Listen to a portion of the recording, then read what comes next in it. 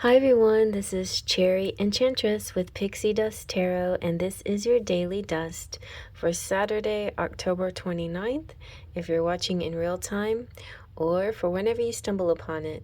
I am sort of gearing up here for Halloween. I've been using Halloween themed decks with ghouls and goblins and witches and vampires and all kinds of ghostly things. And especially right now, gearing up for Halloween, I'm adding an oracle along with a tarot deck. So this tarot deck, the Terror Tarot, is a really cool deck, but it's only major arcana. So let's take a look. It's really beautiful. And the last couple times I used it, the messages were kind of intense. So hopefully we get a happiness. It's always happy with me, but it's, there's always an intensity as well.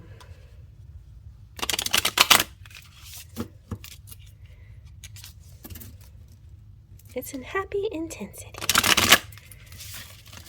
I'm Scorpio with Libra rising, Virgo moon, so kind of feeling good. It's feeling good. No, that one didn't shuffle. Let's do that again. There we go. All right, let's take off the top. Oh, ha ha ha ha, magician. It's kind of like a Frankenstein. Oh yes, Dr. Frankenstein. I like that. It's creativity. That's maybe a little bit mad, but I'm going slightly mad. It is definitely manifesting things. Ooh, the devil. If you're manifesting the devil, it means like you're manifesting it might be manifesting a sexual encounter. And the star, beautiful. I think this is good vibes. I think it's time for some sexy time. So let's zoom on in and see what it's all about. So this magician is the bearer of new beginnings. Also, I generally see the magician as like Gemini energy. It's very genius, creativity, inspired, and inventive energy, and definitely the manifester of the bunch. And so yes, it's depicting the tale of Frankenstein, and it's because he has sort of a way of manipulating the natural laws, the tools around him. And so yeah, on the negative end, the magician is a bit of a manipulator, but it doesn't have to be manipulating, but it could be just using the tools at hand. It's making your environment work for you. So I think that's significant. And the devil is all about the material world. The reason why the devil gets a bad rap, it's because of that the material world sometimes takes too much of the forefront in your life, and you have to balance it with spiritual matters. And sometimes when you focus too much on the grind and too much on the physical pleasures of your life, of the world, then you get a little bit out of balance. So this is Baphomet himself, depicted as the half man and half goat. And it's interesting, that's how the devil imagery, or the idea of the devil, came from the goat, which represents earth. And earthly beings, goats and animals and people, they're all about earth. And that's why I have sort of a fondness for the devil, because it was kind of taken out of skew, this devil image, as something evil, but it's actually about just a material, of physical and earth quality, that sometimes it could be sensuality, it could be hedonism, it could be delighting in things into the extremes, of course, but that's that's where this steps in. Like, there's a caution here just not to go overboard. It's a caution not to overindulge in things. Um, Also could represent some Capricorns out there as well coming through. Um, so and also another thing that the devil sometimes represents is twin flames. And I know that's crazy as it seems. The Lover's card is 6, and the Devil card added together 15, 1 and 5 is 6. So it's like the flip side of the Lover's card. It's kind of the shadow side. But the chain, even though it seems heavy and more like a codependency than a spiritual love, it is representative of the tie that binds, this. So sometimes when you enter into a connection with somebody, the spiritual may not be quite so obvious, but there is quite a physical attraction. So I think now we're moving into the star essence of this connection, and that it's about something kind of healing about this connection, something about renewal and a new life. See, the Magician's about a new life, and the Siren here is about bringing forth this cleansing, this it's interesting because the water is going on the ground, and we're talking about the devil being earth, and she's like, with the right hand she's holding the jug, and then she's pouring that, and then the other part of the water is this large body of water, and that's all about cleansing and nurturing the environment. And the skull on the ground represents, I don't know, part of her, like, she's kind of magician too. It's like the tools that she had at hand, the things in her environment. And so I feel like she's about the conscious mind, being in your conscious senses. There's 5 rivulets, and they each embody the 5 senses. And so I feel like those things are important too, your senses, and you will have to go beyond your 5 senses into your intuition and into your 6th sense as well. Like, you can't completely rely on the material and the physical things that are in your surrounding. You have to also tap into that. It's interesting too, we have this is like air energy, earth energy, and water or air energy, again, depending on how you look at it. The star represents Aquarius, but I feel like we have a lot of the different elements here trying to guide us in a certain direction. I'm going to get a Halloween oracle message now. This box. Okay, let's see what we get. And that'll go with this and tell us kind of more about what the reading is about, I think. Let's see. Oh, we have the witch.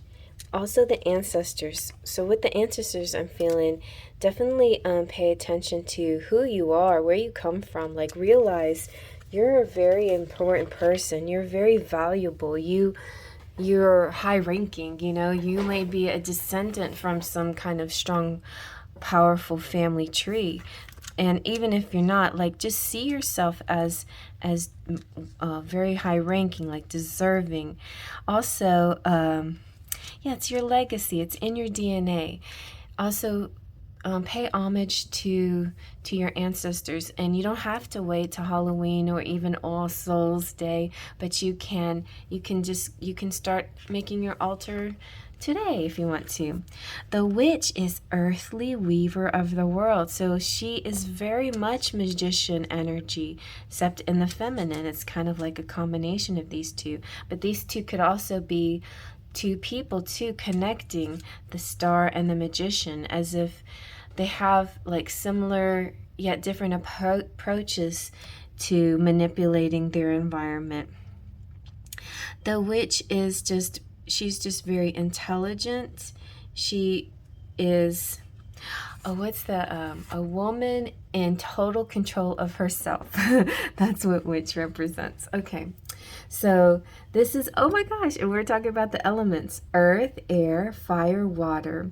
A woman lovely, a woman strange, weaver of the worlds, moon's daughter, witch, the catalyst for change.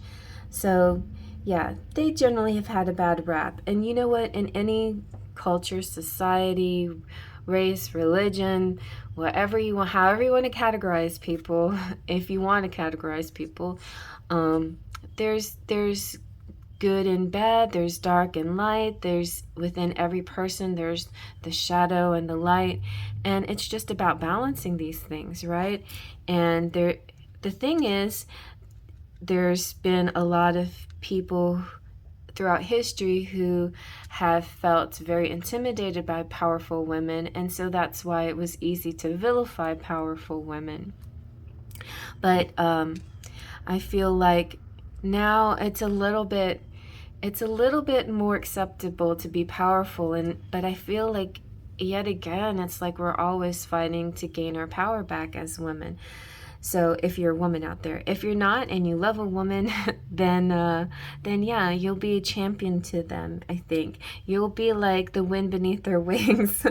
Anyway, but it is a word. The word witch comes from the Celtic word wicke, or weaver, or wise. So it is about being wise. It's more than just intelligence, and it's not necessarily supernatural. It's just plain naturally being able to tap into your power, and so this is all about magic and change.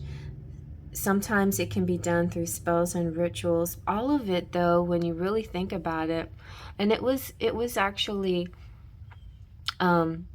Stargirl, the practical witch. I mean, she has a new name now, but when she I like that long name, because the practical witch just meant to me that what some people call spells and rituals, people call manifesting and intention and setting your intentions and the law of attraction and optimism, and some people call it prayer, and some people call it faith, so there's lots of ways to spin those same kind of those energies, and it's, if as long as it's for good and for your benefit and the benefit of all, it's important to me to always say things like this or something better for the good of all, harm to none, those kinds of things. And that is a witch code. So if there's a witch out there that's not following that code,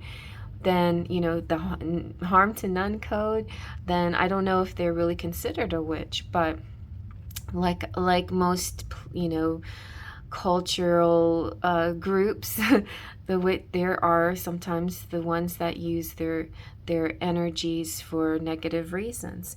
Even people with tools at hand, like people who are savvy with technology, HTML codes and computer things and this and that, the ones that can hack. Well, a lot of those people, they may not belong to any particular cultural group, but they are some part of the tech world, and they sometimes use it to manipulate and to cause trouble with people. And to me, that's just as unfair and wrong as anything else is. So it's all in the matter of context. I feel like your ancestors are supporting you here and realizing that whatever you're doing for the good of all, no matter what. It's just a little bit of caution to keep your balance and not to go not to dive too much into the earthly realms, right? I mean, you need to have balance of all your elements: the earth, the air, fire, water, and make sure that you have a balance within your earth energy and your spiritual energy. And that is where you will shine.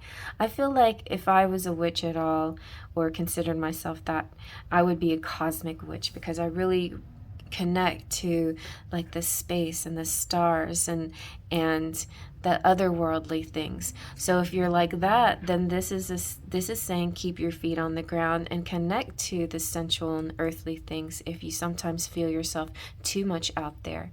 So it's a nice balance here, and I think you're doing a great job, and I hope you like that. Faith, Trust, and Pixie Dust.